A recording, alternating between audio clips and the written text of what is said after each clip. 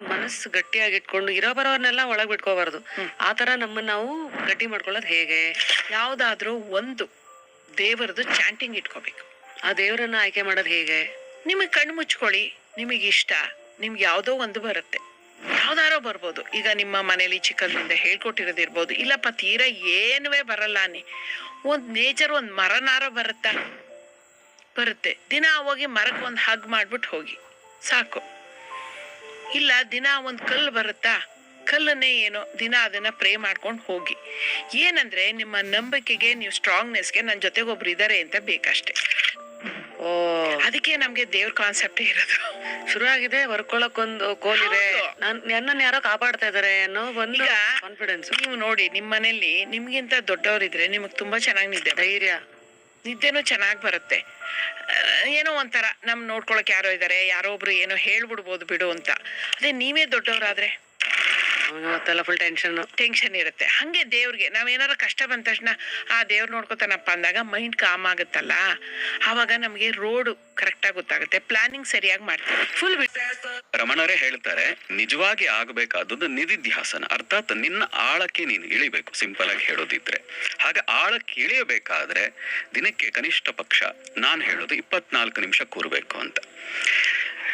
1 ಗಂಟೆಗೆ 1 ನಿಮಿಷದ ರೀತಿ 24 ಗಂಟೆನಲ್ಲಿ 1 ನಿಮಿಷ ತೆಗೆದಾಗ 24 ನಿಮಿಷನಾದ್ರೂ ನೀವು ಧ್ಯಾನಕ್ಕೆ ಕೂರ್ಬೇಕು. ಕೂತಾಗ ಏನಾಗತ್ತೆ? ನಿಮ್ಮ ಮನಸ್ಸು ಉನ್ನತ ಭಾವಸ್ಥಿತಿಗೆ ಹೋಗ್ತದೆ. ಏನಾಗ್ತದೆ 24 ನಿಮಿಷ ಅಂತ ನಾನು ಯಾಕೆ ಹೇಳ್ತೀನಿ ಅಂದ್ರೆ, ಕೆಲವರಿಗೆ 5 ನಿಮಿಷ 10 ನಿಮಿಷ ಧ್ಯಾನ ಅಂತ ಮಾಡ್ತಾರೆ. ನಿಮ್ಮ ಮನಸ್ಸು ಧ್ಯಾನಕ್ಕೆ ಪ್ರಿಪೇರ್ ಆಗ್ಲಿಕ್ಕೆ 10 ನಿಮಿಷ ತಗೊಳ್ತದೆ. ನೀವು ಸರಿಯಾಗಿ ಅಬ್ಸರ್ವ್ ಮಾಡಿದ್ರೆ, ಈಗ ನೀವು ಮಲಗಿದ ತಕ್ಷಣ ನಿದ್ದೆ ಬರಲ್ಲ. ಆ ಪೊಸಿಷನ್ ಬರೋವರೆಗೂ ಒದ್ದಾಡ್ತಾ ಇರ್ತೀರಿ. ನಿದ್ದೆ ತನಗೆ ತಾನೇ ಬರ್ತದೆ, ನೀವೇನ್ ಮಾಡಕ್ ಹೋಗಲ್ಲ.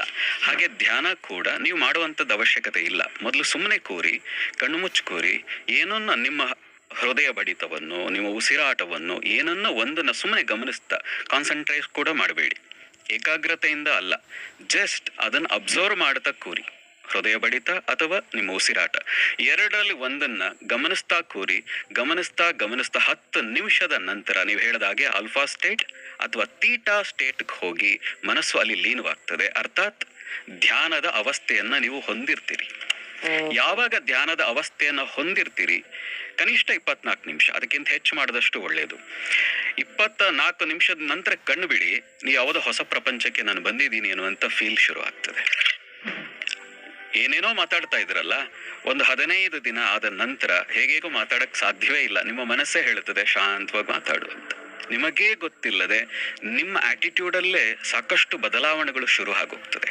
ಯಾವಾಗ? ಪ್ರತಿನಿತ್ಯ 24 ನಿಮಿಷಗಳು ಸುಮ್ಮನೆ ಕೂರೋದನ್ನ ಅಭ್ಯಾಸ ಮಾಡಿದ್ರೆ ಸಾಕು. ಫುಲ್ ವಿಡಿಯೋ ಒಂದು ಆತ್ಮವಿಶ್ವಾಸದ ಅನುಭವನ ನಿಮ್ ಜೊತೆ ಹಂಚಿಕೊಳ್ಳೋಣ ಅನ್ನಿಸ್ತು.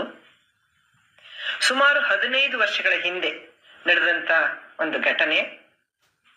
ಕಾಲೇಜ್ನಲ್ಲಿ ವಿದ್ಯಾರ್ಥಿಗಳು ವೇದಿಕೆ ಮೇಲೆ ಡಾನ್ಸ್ ಮಾಡಕ್ ಹೋಗ್ತಾ ಇದ್ದಾರೆ.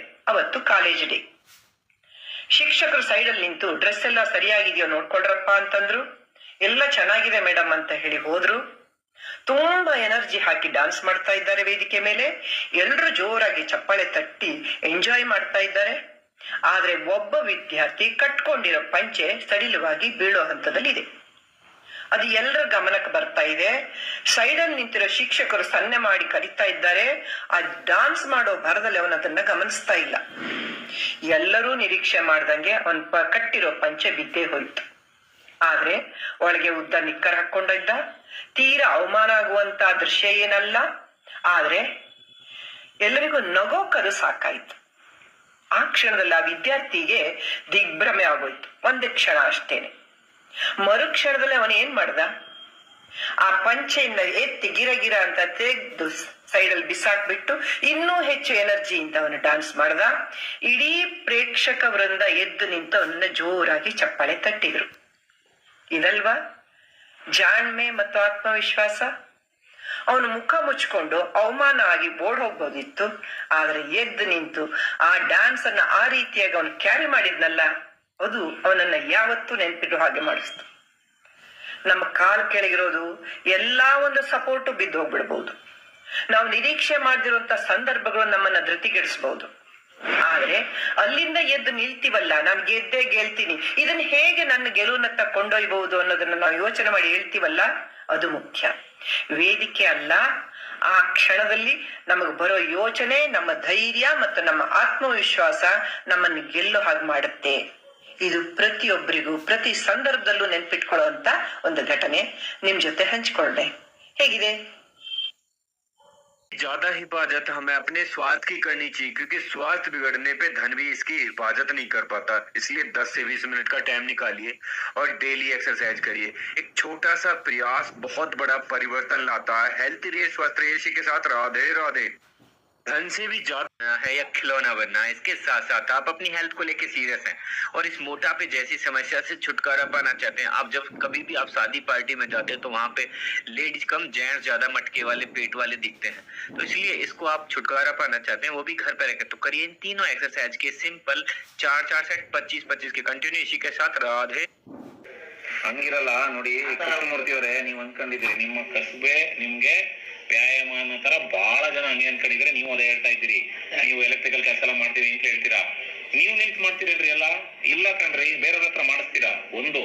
ಎರಡನೇದು, ನಾನು ಹೇಳ್ದೆ ಅವಾಲೆ, ಫಿಸಿಕಲ್ ಸ್ಟ್ರೈನ್ ಬೇರೆ, ಫಿಸಿಕಲ್ ಎಕ್ಸರ್ಸೈಸ್ ಬೇರೆ. ನನಗೆ ನಿಮ್ಮ ಫಿಸಿಕಲ್ ಸ್ಟ್ರೈನ್ ಬೇಕಾಗಿಲ್ಲ. ನನಗೆ ಬೇಕಾಗಿರೋದು ಫಿಸಿಕಲ್ ಎಕ್ಸರ್ಸೈಸ್. ಎಕ್ಸರ್ಸೈಸ್ ಅಂದ್ರೆ ನಿಲ್ದೆ ಮಾಡೋದು, ದಾರಿ ನಡೆಯೋದು. ಒಂದ್ 3/4 ಅವರ್ ಹೇಳಿದ್ರೆ 3/4 ಅವರ್ ನಾನ್ ಸ್ಟಾಪ್ ಮಾಡ್ಬೇಕು. ಅದು ಅವಾಗ ಹಾರ್ಟ್ ಬೀಟ್ ಜಾಸ್ತಿ ಆಗ್ಬೇಕು, ಬೆವರು ಶಕೆ ನೀರು ಬರ್ಬೇಕು, ಸ್ವಲ್ಪ ಸುಸ್ತು ದಣು ಅನ್ನಿಸ್ಬೇಕು. ಅದು ವ್ಯಾಯಾಮ. ಅದನ್ನ ನಿಯಮಿತವಾದ ವ್ಯಾಯಾಮ ಅಂತೀವಿ. ಅವಾಗ ಪಾಸಿಟಿವ್ ಕೆಮಿಕಲ್ಸ್ ರಿಲೀಸ್ ಆಗುತ್ತೆ, ನೀವು ಗಟ್ಟಿ ಆಗ್ತೀರಾ. ಇಲ್ಲ ಅಂದ್ರೆ ಈಗ ನೋಡಿ, ಸಣ್ಣದಾಗಿ BP ಶುರು ಆಯ್ತು ಅಂತ ಹೇಳ್ತಾ ಇದ್ದೀರಾ. ಈ ಶುಗರ್ ಅಲ್ಲೇ 166 ಬಾರ್ಡರ್ ಬರ್ತಾ ಇದೆ. ಯಾಕೆ? ಬಿಡು, ನಾನು ಕೆಲಸ ಎಲ್ಲ ಚೆನ್ನಾಗಿ ಮಾಡ್ತಿದ್ದೀನಿ, ಹೆಂಗ್ ಬೇಕಂಗೆ ಗಿಡನ ಅಂತ ಆ ಭಾವನೆಯಿಂದ ಬರ್ತಾ ಇದೆ. ಸರಿಯಾಗಿ ವ್ಯಾಯಾಮ ಮಾಡಿ, ಸರಿಯಾದ ತೂಕ ಮೇಂಟೈನ್ ಮಾಡ್ಬಿಟ್ರೆ ಕಾಯಿಲೆನೇ ಬರಲ್ಲ ಕಣ್ರಿ. ಗೊತ್ತಾಯ್ತು ಹೇಳಿದ್ದು? ಮಾಡ್ಕೊಳ್ತೀರಾ? ಎಕೋ ಎಲ್ಲ ಮಾಡಿದಿರ, ಬಹಳ ಚೆನ್ನಾಗಿದೆ. ಮಾತ್ರೆಗೆ ಏನಾದ್ರು ತಗೋತಾ ಇದ್ರ BP-ಗೆ? ನೋಡೋಣ ಬಿಡಿ, ಒಂದ್ 3 kg ಕಮ್ಮಿ ಮಾಡ್ಬಿಡಿ ನೋಡೋಣ. ಮಾತ್ರೆ ಏನಕ್ಕೆ? ಊಟನು ತಿನ್ನಲ್ಲ ಸರ್ ಜಾಸ್ತಿ. ಸುಮ್ಮನೆ ಊಟ ತಿಂದಲೇ ದಪ್ಪ ಆಗಿರೋರ್ನ ನೋಡಿ ನಾನು. ದಪ್ಪ ಆಗೋದಕ್ಕೆ ಒಂದೇ ಕಾರಣ, ಊಟ. ಊಟ ಮಾಡ್ತೀರಾ, ಊಟ ತಿನ್ಬಿಟ್ಟು ಎಕ್ಸರ್ಸೈಸ್ ಅಷ್ಟೇನೆ. ಮತ್ತೆ ತಿಂದಿರೋದು ಖರ್ಚಾಗ್ತಾ ಇಲ್ಲ ಅಂತ ಅರ್ಥ. ಮತ್ತೆ ಅದಕ್ಕೇನ್ ಮಾಡೋಣ, ನಾನು ಇನ್ನೂ ಕಮ್ಮಿ ಮಾಡಿ ಗಾಡಿ ಓಡೋದ ಪೆಟ್ರೋಲ್ ಹಾಕಿ ಅಂತ. ಹೌದಾ? ಮಾಡಿ. ಬೊಜ್ಜೆ BP-ಗೆ ಮೇನ್ ಕಾರಣವೇ ಬೊಜ್ಜು, ವ್ಯಾಯಾಮ ಇಂತಲ್ಲಿ ಇರೋದು. ಸರಿನಾ? ಮಾತ್ರೆ ಏನ್ ಬೇಡ, ನೋಡೋಣ. ಒಂದ್ ತಿಂಗಳು ವೇಟ್ ಮಾಡಿ, 1-2 kg ತೂಕ ಕಮ್ಮಿ ಮಾಡಿ ನೋಡೋಣ. ಏನ್ ಹೇಳ್ಕೊಳಂತ ಪ್ರಾಬ್ಲಮ್ ಏನಲ್ಲ. ಕಾಯ್ಬೋದು.